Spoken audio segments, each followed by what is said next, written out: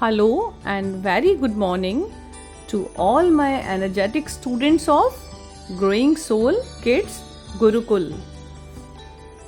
My dear students, as we all know, it's time for our studies. So all of you get ready. Our today's schedule: Class 5th, Subject English, Lesson 7. Hello and very good morning to all my dear students of class 5th. How are you all? Hope you all are well and good, student. So student, I am Oshi Sharma, your English teacher, and today we will going to discuss about chapter number 7 of English literature, The Emperor's Nightingale. Yes, this is a story about a king and a beautiful and very melodious bird, nightingale. Okay, so take out your literature books very fast and let's start reading the story. Okay, so long ago a powerful emperor ruled over China. ये China की एक story है. एक बहुत समय पहले एक राजा China पर रूल करते थे. He loved nature very well. He loved plants, flowers, and always all the natural things caught his attention. And his garden was very most talked about by all. यानी कि उस रूलर का एक garden था जिसको सभी लोग बहुत पसंद करते थे. One day a nightingale made its nests on the branches of tree, and its voice was so sweet that everyone passing by the emperor's garden stopped to listen that beautiful song. वो जो bird थी, ए small bird Nightingale, वो इतना sweetly गाना गाती थी कि जो भी गार्डन के पास से निकलता था वो उसकी आवाज़ सुनने के लिए, उसका सॉन्ग सुनने के लिए लोग जाते थे. And people from far and wide visited the emperors garden.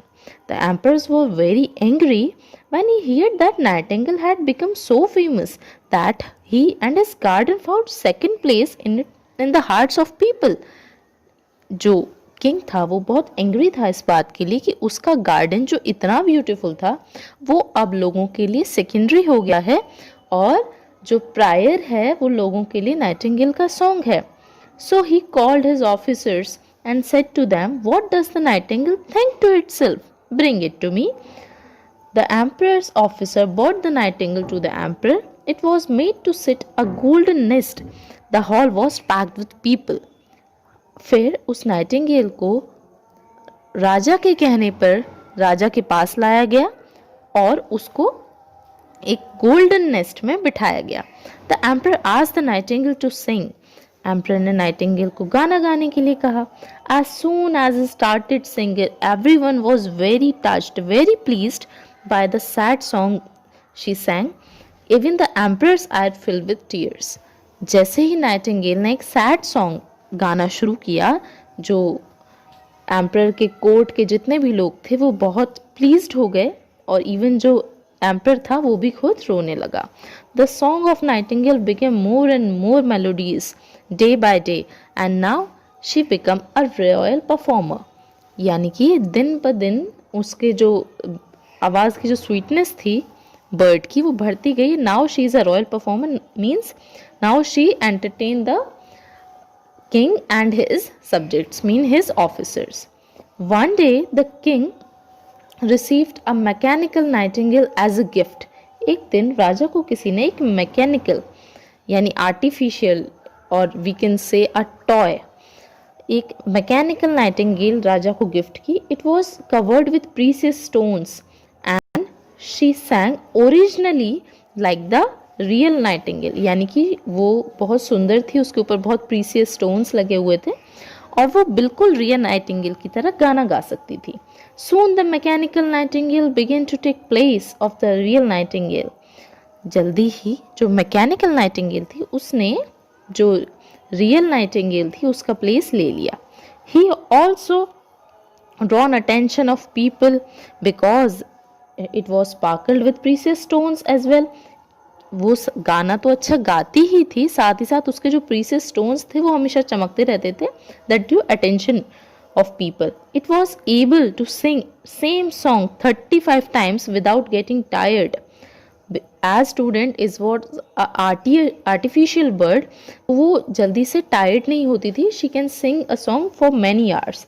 The real nightingale felt neglected and became very sad, so it left the palace and went far away. जो रियल नाइटिंगेल थी उसको ये देख के बहुत बुरा लगा दैट उसका प्लेस किसी और ने ले लिया है. नाउ उसने क्या किया, क्योंकि उसको ऐसा लग रहा था कि दैट मेरी यहाँ वैल्यू नहीं है, so she left the palace. One evening, while the emperor was listening to the song of mechanical nightingale, there was a loud sound and nightingale stopped singing. एक दिन जब नाइटिंगेल का सॉन्ग सब enjoy कर रहे थे, तभी एक लाउड साउंड के साथ नाइटिंगेल ने गाना गाना बंद कर दिया. Some part inside it had broken down. The emperor tried his best to have the nightingale repaired, but no one could fix it. Nightingale जो आर्टिफिशियल थी वो टूट गई और बहुत सारे जो मैकेनिक्स थे उन्होंने ट्राई किया कि वो ठीक हो जाए, but they all were unable to fix it once again. Some years later, the emperor became very ill, and there was no hope that he could recover. All the senior officers were very worried about the emperor's health, and finally they took decision that they will found a temporary ruler for them. The emperor lay alone in his bed and feeling very uneasy and waiting for his death. यानी कि जो emperor था उसकी जो health थी वो दिन पर दिन खराब होती जा रही थी. Suddenly one day he heard the beautiful song of real Nightingale. It had flown back to China having heard about the emperor's illness. It first sat down on a wall in the palace garden and started singing. देखा students, जो उसकी पुरानी Nightingale थी वो जब उसको पता चला दैट उसका एम्पर जो है वो बीमार है तो वो वापस आ गई. Then finding its way into the emperor bed chamber, it sat on a bar of the window and began to sing. Student, chamber mean a room and usually the word used for bedroom. Okay, so the nightingale found its place and started singing. As soon as the nightingale started singing, the uneasy feeling and of thought, the thought was of death, left the emperor. The emperor had a miraculous recovery. Now emperor felt very well. He said to the nightingale, "You are so kind, dear. Thank you for saving my life. How can I reward you?" अब nightingale का song सुन के राजा बहुत healthy feel कर रहा था, तो now he wanted to reward the nightingale, but the nightingale politely replied, "You have already rewarded me. My song brought tears into your eyes." यानी कि राजा इतना प्लीज्ड था by singing by the song of nightingale that he had tears in his eyes, and that was the reward for nightingale. "Allow me to visit and sing you different songs of life for you.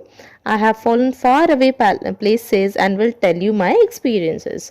Means Nightingale ने यही बोला king say that मुझे allow करो that मैं अलग अलग full of life songs तुम्हारे लिए गाऊं, और नाइटिंगेल जहाँ जहाँ दूर दूर वो जिन जिन प्लेसेस पे जाती थी वहाँ का एक्सपीरियंस किंग के साथ शेयर करें.